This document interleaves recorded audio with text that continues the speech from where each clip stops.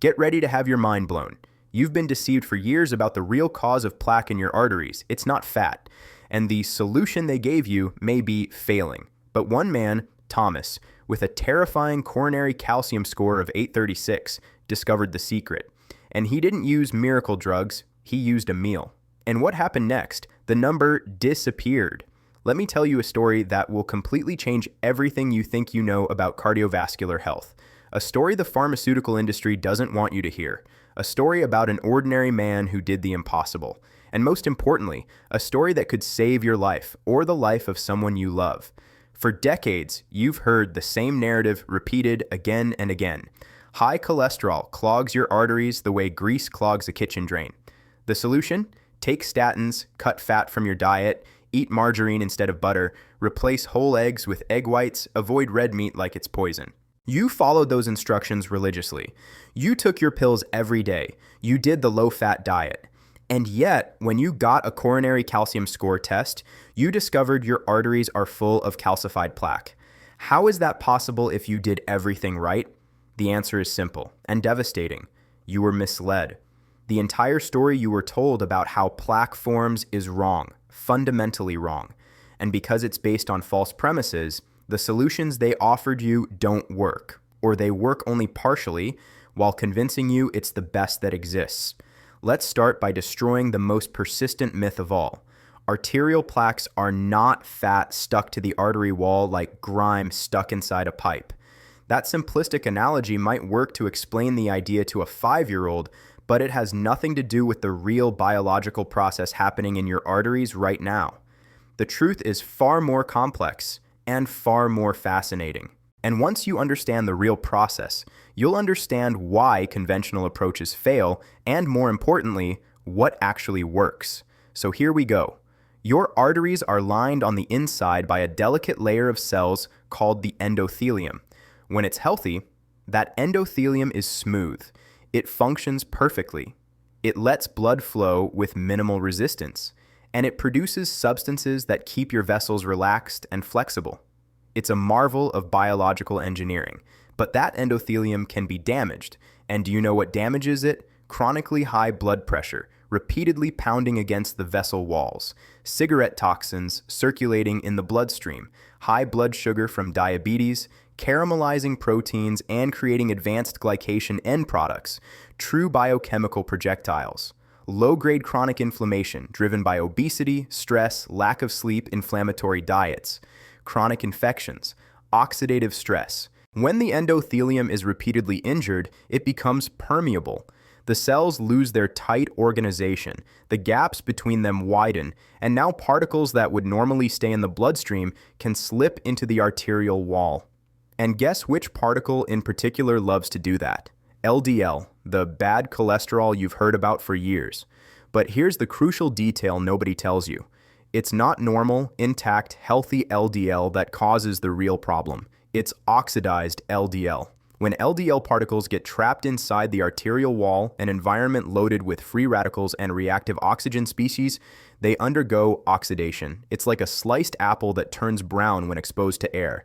LDL inside the arterial wall rusts. Its chemistry changes. It becomes something the body no longer recognizes. And what does your body do when it detects something strange, altered, potentially dangerous inside tissue? It sends in the army. The immune system goes to work. White blood cells, called monocytes, are recruited to the site.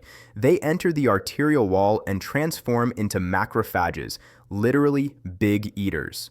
Their mission? Swallow and destroy that oxidized LDL that doesn't belong there. And here's where the problem begins. The macrophages start devouring oxidized LDL relentlessly. But there's so much oxidized LDL accumulated that they eat and eat until they become swollen, distorted, overloaded. Under a microscope, these cells look foamy. That's why they're called foam cells. And those foam cells are the core, the essence, the root of every atherosclerotic plaque. But the drama doesn't end there. It's only beginning. Because those macrophages turned foam cells can't leave the arterial wall. They get stuck. And eventually, overwhelmed, they die. When they die, they spill everything they swallowed. Oxidized cholesterol, digestive enzymes, pro-inflammatory substances. That triggers more inflammation, which recruits more monocytes, which become more macrophages, which eat more oxidized LDL, which become more foam cells, which die, releasing even more inflammatory signals. It's a vicious cycle, a self-feeding downward spiral. Over time, this process forms a plaque, but it's not an inert blob of fat. It's a complex, living, dynamic inflammatory lesion. It contains live and dead foam cells, cholesterol crystals, deposited calcium, smooth muscle cells that migrated from deeper layers trying to cap the chaos, fibrous tissue, tiny blood vessels that grow to feed the lesion. It's active biology, not passive gunk. And here's the deadly risk. Some plaques develop a thin, fragile, fibrous cap over a core packed with inflammatory, lipid-rich, necrotic material. These are the vulnerable, unstable plaques. When that cap ruptures due to physical stress, a sudden blood pressure spike, or escalating inflammation, the plaque's contents are exposed to circulating blood. Instantly, your body interprets this as a vascular injury and triggers clotting. A thrombus forms. If it completely blocks the artery, you get a heart attack if it's in the heart, or a stroke if it's in the brain. Death or permanent disability can happen within minutes. Now, the coronary calcium score measures how much calcium is deposited in the coronary arteries, the vessels that feed the heart muscle itself. The more plaque you have, the more calcium tends to build up. A score of 0 means no calcified plaque detected. 1 to 10 means minimal plaque. 10 to 100 is mild plaque. 100 to 400 is moderate. And above 400, severe extensive plaque with a very high cardiovascular risk. So when Thomas, a 68-year-old man, did his scan and discovered a calcium score of 836, he was staring straight at what looked like an imminent death sentence, 836. His coronary arteries were severely calcified, packed with plaque. At any moment, one of those plaques could rupture. A massive heart attack was lurking, waiting to strike, and it wasn't like Thomas hadn't tried to take care of himself. He'd been on a statin for years, the miracle drug everyone takes, supposedly preventing heart attacks and strokes by lowering cholesterol. He also followed a strict low-fat diet as his doctor recommended. He cut fat, ate whole grains, non-fat dairy, skinless chicken breast, avoided egg yolks. He did everything conventional medicine preaches, and yet his calcium score was not only high, it kept climbing. How is that possible? If statins and low-fat diets work so well, why were Thomas's arteries getting worse? The answer is that these treatments are targeting the wrong problem, or at best, only a small slice of it. Statins lower LDL, that's undeniable. But does lowering LDL solve the problem if the real villain isn't LDL itself, but LDL oxidation? If your arteries are inflamed, if your endothelium is damaged, if oxidative stress is high, then no matter how low your LDL is, whatever slips into the arterial wall can oxidize and ignite that inflammatory cascade. It's like trying to fix a ceiling leak by painting over the stain. Fresh paint might hide it for a while, but if you don't repair the leaking pipe, the stain returns. Statins are the fresh paint. They clean up your lab numbers, make LDL look pretty, but they aren't necessarily resolving inflammation, oxidative stress, or endothelial injury, the root issues. And the low-fat diet, that can be even more problematic. When you cut fat, you have to replace those calories with something, usually carbohydrates. Bread, pasta, rice, potatoes, cereal. And what do carbs do? They raise glucose and insulin. Chronically high insulin promotes inflammation, increases liver triglyceride production, alters LDL particle size into smaller, denser particles, the kind more likely to penetrate and oxidize in the arterial wall. Plus, when you cut healthy fats, you can cut essential nutrients. Vitamin E, a powerful antioxidant that helps protect LDL from oxidation, comes largely from fats. Vitamin K2, which helps direct calcium toward bones and away from arteries, comes from fatty animal foods and fermented sources. Omega-3s with potent anti-inflammatory effects come from fatty fish. By following a rigid low-fat diet, Thomas was unknowingly depriving himself of nutrients that could protect his arteries. But Thomas didn't quit. He began researching, reading scientific studies, looking for different approaches. And he discovered something fascinating, something few doctors explain to patients: reverse cholesterol transport. Let me explain. You've heard of HDL, the good cholesterol, right? But do you truly understand what it does? HDL isn't just a number on a blood test. HDL particles have a specific job: to remove excess cholesterol from peripheral tissues, including foam cells inside plaques, and carry it back to the liver, where it can be turned into bile and excreted. That process is called reverse cholesterol transport, and it's absolutely central to preventing and potentially reversing atherosclerosis. Because remember those foam cells loaded with cholesterol driving inflammation and plaque growth? If you could remove the cholesterol from them, they could normalize, leave the arterial wall, inflammation could drop, and plaques could stabilize or even regress. That's what HDL can do when it's working properly. It connects to transporters on foam cells, pulls cholesterol out, packages it, and carries it back to the liver, like a garbage truck removing the trash that's causing the problem. But here's the issue. In many people, especially those with metabolic syndrome, diabetes, obesity, chronic inflammation, this reverse transport system is broken. HDL becomes dysfunctional. It can't do its job effectively. Worse, chronic inflammation can not only impair HDL function, but transform HDL into a pro-inflammatory particle.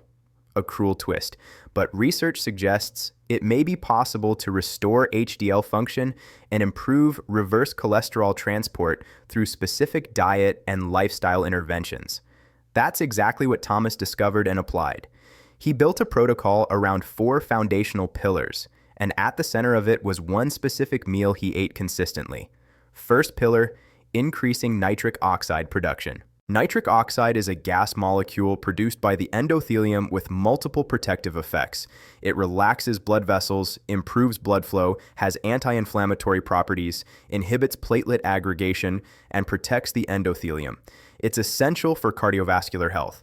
And how do you increase nitric oxide? With nitrate-rich foods. Dietary nitrates can be converted by oral bacteria into nitrites and then into nitric oxide in the stomach and tissues. And do you know the absolute champion of dietary nitrates? Arugula, followed by beetroot, spinach, chard, and lettuce. Thomas began eating large amounts of arugula every day, sometimes raw in salads, sometimes lightly sautéed, sometimes blended into green juices with beets. He was flooding his body with nitric oxide precursors. The result? His blood vessels began to relax, inflammation began to drop, and endothelial function began to improve. Second pillar, drastically reducing oxidative stress and inflammation. That meant removing inflammatory inputs and adding powerful antioxidants. Thomas cut refined sugar, processed seed oils high in omega-6, and ultra-processed foods. At the same time, he loaded up on antioxidants, polyphenols from berries, pure cocoa, green tea, extra virgin olive oil, vitamin E from nuts and seeds, carotenoids from colorful vegetables, vitamin C from citrus and peppers. He also added potent anti-inflammatory spices, turmeric with black pepper for absorption, ginger, cinnamon, raw garlic. Every meal became a concentrated dose of bioactive compounds, systematically lowering inflammation and helping protect LDL from oxidation. Third pillar, optimizing mitochondrial and metabolic function. That meant correcting nutritional deficiencies that sabotage energy metabolism. Magnesium from dark leafy greens, nuts, and seeds. B vitamins from organ meats and other sources. CoQ10 depleted by statins, he began supplementing. Omega-3s from cold water fatty fish. Crucially, he shifted away from a carb-dominant diet toward more healthy fats and adequate protein. That stabilized glucose and insulin, reduced glycation, improved insulin sensitivity. His body stopped living in constant metabolic stress. Fourth pillar, specifically enhancing reverse cholesterol transport. Certain nutrients and compounds have been shown in studies to increase cholesterol efflux transporters. improve HDL's capacity to accept cholesterol, and enhance delivery of HDL cholesterol to the liver. Niacin at appropriate doses can raise HDL and improve function. Soluble fibers like beta-glucan, oats, and psyllium bind bile acids in the gut, forcing the liver to use more cholesterol to make new bile. Phospholipids like sunflower lecithin may help membrane fluidity and cholesterol movement. Bergamot contains flavonoids that modulate lipid metabolism. Thomas incorporated all these elements, and the meal at the center of his protocol? A massive plate of leafy greens, especially arugula, plus shredded beet, heavily seasoned with turmeric, ginger, and garlic, topped with nuts and seeds, drenched with high-quality extra virgin olive oil, paired with wild salmon or sardines, and finished with berries. A precisely designed nutritional bomb to reduce inflammation, boost nitric oxide, protect against oxidation, and enhance reverse cholesterol transport. He ate a variation of this meal at least once a day, every day, religiously, and he combined it with exercise, stress management, and adequate sleep. He approached heart disease holistically, systemically, targeting root causes, not just lab numbers. Then, 2 years later, he repeated the coronary calcium score test. He was nervous, fearing it would be even worse. The technician captured the images. Thomas waited with his heart in his throat, and when the number appeared, he couldn't believe what he was seeing. His calcium score had dropped dramatically, from 836 to under 100. Some calcified plaques had essentially disappeared. Others had shrunk significantly. What conventional medicine often considers impossible, reversing calcified arterial plaque, had happened. Doctors were stunned. Some doubted it and asked to repeat the scan. Others suggested the first scan might have been wrong, but Thomas had the original images. The change was real, documented, undeniable. How did it happen? The most accepted theory is that by drastically lowering inflammation and optimizing reverse cholesterol transport, Thomas stabilized plaques, reduced their lipid inflammatory core, and allowed the body to remodel tissue and potentially reduce calcification. He may also have activated autophagy and vascular remodeling processes that supported true lesion regression. Animal studies and some human data suggest that atherosclerosis regression is possible with sufficiently aggressive interventions. But it rarely happens with the conventional approach of statin plus low-fat diet alone. It requires a broader, more intensive strategy. And here's the most frustrating part. The information exists. The studies exist. The mechanisms are known. But this approach isn't taught deeply in medical school. It isn't promoted at industry-sponsored conferences.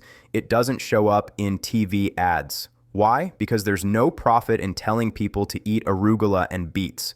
There's no patent on naturally produced nitric oxide. There aren't billions of dollars in teaching people to eat real food and live better.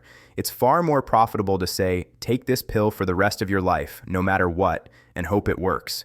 And when it doesn't fully work, when a heart attack still happens, or when you need a stent or bypass surgery, then there are expensive procedures ready to go. It's a perfect business model for the industry, not for you. Thomas proved there may be another path. A path that demands more from you, more knowledge, more effort, more lifestyle change, but offers what pills alone often can't. The possibility of reversing disease, not merely managing it. The possibility of healing, not just treating symptoms. Now, I'm not telling you to throw away your statins tomorrow and start eating arugula expecting miracles. Medicine is complex, every case is unique, and treatment decisions should be made with your doctor. But I am saying you have more power over your cardiovascular health than you were led to believe. That food can be powerful medicine. That your body has surprising healing capacity when you give it the right tools. And I'm saying you should question the dominant paradigm. Ask your doctor, why are we only trying to lower numbers on lab tests? Why aren't we targeting inflammation? Why aren't we optimizing reverse cholesterol transport? Why aren't we focusing on nourishing and healing the endothelium? These are legitimate questions that deserve honest answers. Thomas's story is not the only one. There are other documented cases of atherosclerosis regression with intensive diet and lifestyle interventions. The well-known Dean Ornish studies showed plaque regression with a very low-fat diet, plus exercise, stress management, and lifestyle overhaul. Caldwell-Esselstyn reported similar outcomes with a plant-based diet without added oils, and newer approaches emphasizing nitric oxide and reverse cholesterol transport are showing promising signals. The common denominator? These approaches are intensive and comprehensive. They hit multiple drivers of disease at once, and they put responsibility and power back in the patient's hands, not only in a prescription pad. They recognize that atherosclerosis isn't a statin deficiency, but an inflammatory, metabolic, lifestyle-driven disease that often requires deep change to truly reverse. Your heart and your arteries deserve more than a half measure of taking a pill while keeping the same habits that created the problem. They deserve real transformation, and you are capable of it. You are more powerful than you think. With every meal, you are voting with your fork for the kind of health you want. Every day you choose to move or remain sedentary, to manage stress or let it consume you, to sleep well or stay up late, you are writing your cardiovascular story. And that story is not carved in stone. It can change. Thomas proved it can. So the next time you decide what to eat, remember, it isn't only calories or macros. It's bioactive molecules interacting with your genes, your cells, your blood vessels. It's giving your body the tools to heal, to stabilize plaques, to support vascular repair. That arugula at the market, it's not just a green leaf. It's a nitric oxide precursor that can support endothelial function. That beet, it's cardiovascular support in root form. That salmon, loaded with anti-inflammatory omega-3s and antioxidant compounds.